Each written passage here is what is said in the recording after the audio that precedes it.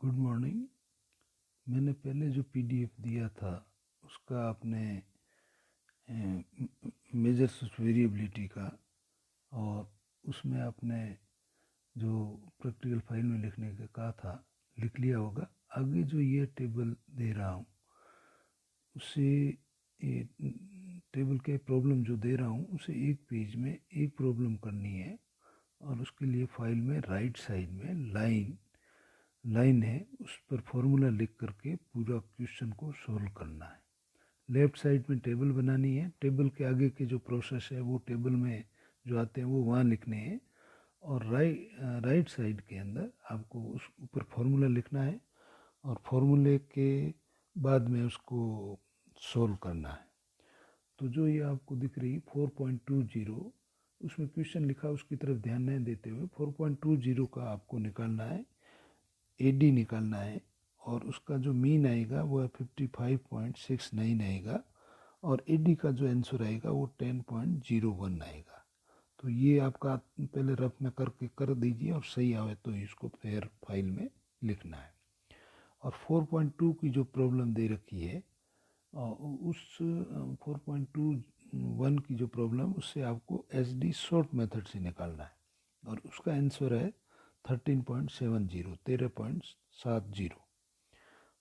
और जो प्रॉब्लम दे रखी है 4.22 उसका एसडी लॉन्ग मेथड से निकालना है और उसका आंसर है 101.25।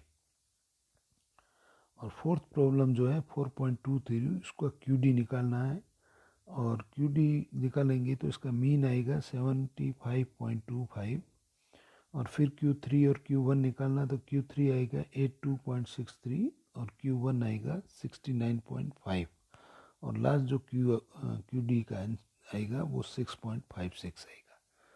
तो कहने का मतलब ये हुआ कि मैंने आपको आंसर बता दिया, ये आंसर देख लेना, वो आ रहा हो तो इसको फाइनल फाइल में करना है।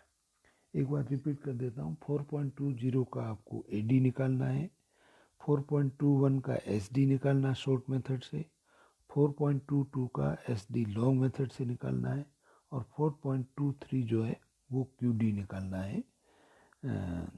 और इन सब के मैंने आपको आंसर बता दिए हैं।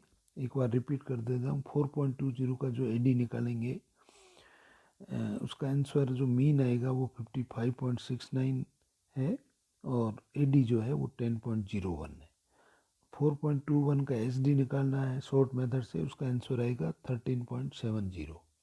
4.22 का SD लॉन्ग मेथड से निकालना है, उसका आंसर है 101.25 और 4.23 जो ये डेटा दे रखा है इसका निकालना है QD और इसका मीन है 75.25 और Q3 है 62.63 और Q1 है 69.5 और QD है 6.56।